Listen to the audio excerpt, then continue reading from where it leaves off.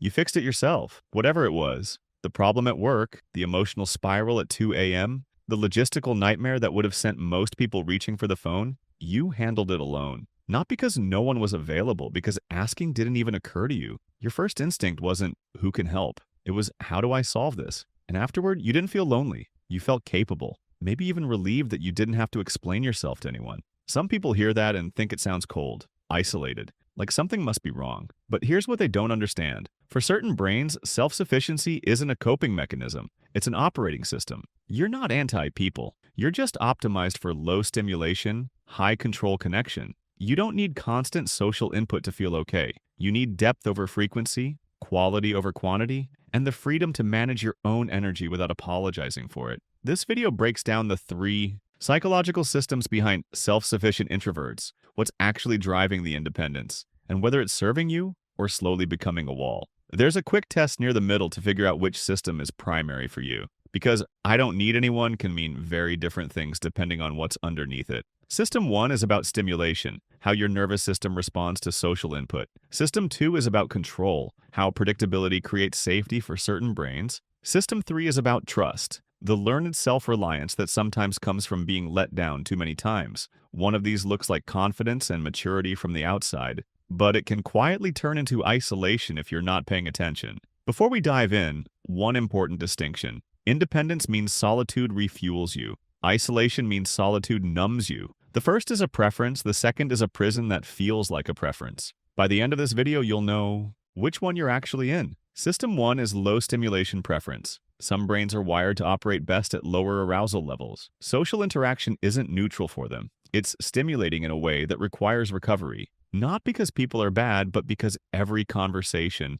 every facial expression to track, every expectation to meet registers as input that needs processing. Here's how this shows up. You prefer quiet environments, not because you're boring, but because your brain rewards depth over novelty. Solo hobbies feel nourishing rather than lonely. Reading, creating, thinking, building something with your hands. Social plans register as energy spending rather than energy gaining. You might enjoy the event once you're there, but the anticipation feels like preparing to run a marathon. When it's over, you need to recharge in a way extroverts don't understand. You might even cancel plans you were looking forward to, not because you don't want to see people, but because your battery ran lower than expected and the math stopped working. What's actually happening is sensory processing difference. Your nervous system is more responsive to stimuli, which means the same social situation that energizes an extrovert can deplete you. This isn't damage, it's hardware. Research suggests that introverts process dopamine differently. They don't need as much external stimulation to feel satisfied,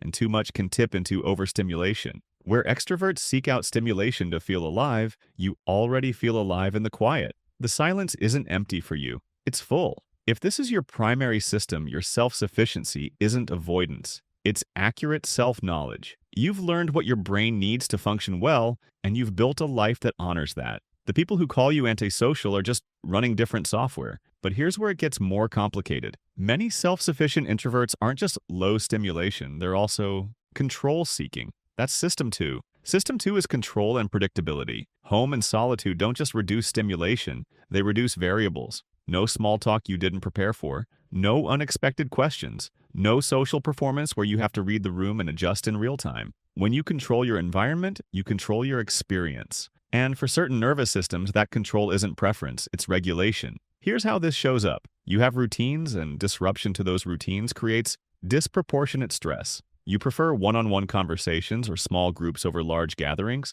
not because you dislike people, but because the dynamics are more predictable. Chaotic social settings drain you faster than quiet ones, even if the total number of people is the same. You might turn down invitations not because you don't want to go, but because you can't predict how the experience will unfold. What's actually happening is nervous system management through environmental control. If your early life was unpredictable, chaotic household, unreliable caregivers, environments where you never knew what was coming, your brain may have learned that the only way to feel safe is to control the inputs. Solitude isn't just comfortable, it's the only place where your guard can fully come down. For this type, control isn't arrogance or rigidity, it's self-protection that became automatic. The risk is that the need for control can slowly expand until anything outside your bubble feels threatening. Your comfort zone shrinks. Your tolerance for uncertainty atrophies. What started as healthy boundary setting becomes a wall that keeps everything out, including things you might actually want. Before System 3, let's make this concrete.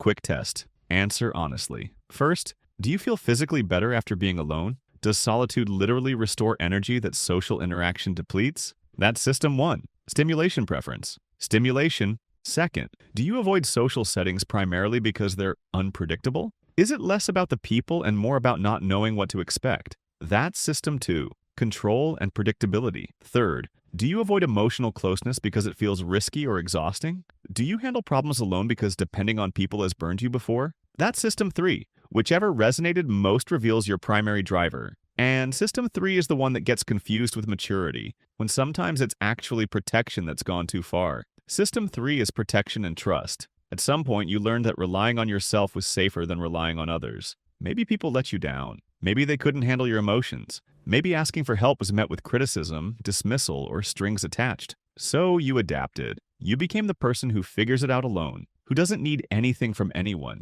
who can carry their own weight and then some. Here's how this shows up. You rarely ask for help, even when you need it. Problems get solved in private. You'd rather struggle alone than explain your situation to someone who might not understand or might disappoint you. You keep emotions contained, processing them internally rather than burdening others. There's a quiet pride in your independence, a sense that needing people is weakness and self-sufficiency is strength. What's actually happening is learned self-reliance, and it probably served you well at some point. If the people around you couldn't be trusted to show up, becoming someone who doesn't need them to show up was smart. It protected you from disappointment. It gave you agency when you had none. But here's the nuance nobody talks about. Healthy self-reliance is choosing to handle things alone because you can.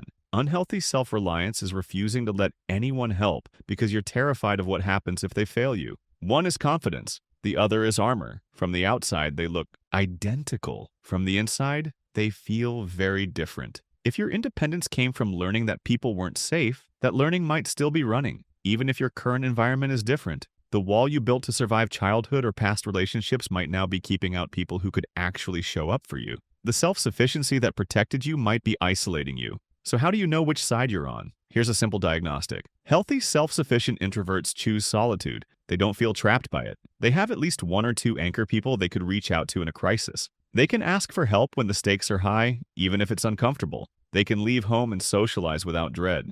It might cost energy, but it doesn't trigger fear. They feel whole alone, not just safe alone. There's a difference. Avoidant, self-sufficient introverts experience solitude as relief from fear, not preference. Socializing creates rumination or shame afterward, replaying conversations, criticizing themselves for things they said or didn't say. I don't need anyone feels like armor, like something they have to defend rather than simply describe. Their life slowly shrinks. Less trying, less risk, fewer connections, smaller and smaller circles until the world fits inside their apartment. They might tell themselves they're happy, but if they're honest, there's a numbness underneath that isn't quite the same as peace. The test isn't whether you prefer being alone. It's whether you could tolerate needing someone if you had to.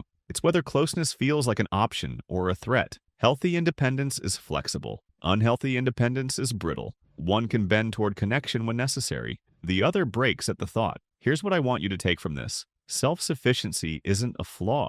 In a world that constantly demands social performance, knowing how to be alone without falling apart is genuinely valuable. Many self-sufficient introverts are deeply content. They've built lives that match their nervous systems, and they're not missing anything they actually want. They don't need to be fixed. They don't need to become more extroverted. They've simply figured out what works for them. But if your independence costs you peace rather than creating it, it might be worth examining. If you're alone because solitude fills you up, that's freedom. If you're alone because connection feels too risky, that's a cage with comfortable furniture. The difference might not be visible to anyone else, but you can feel it in quiet moments, whether your solitude is nourishing or just familiar. The goal isn't to become someone who needs people constantly. It's to become someone who could need someone if they wanted to, and knows the difference between choosing solitude and hiding inside it. That awareness is what separates healthy independence from avoidance wearing independence as a costume. So tell me, which system drives you most? Was it stimulation, control, or protection?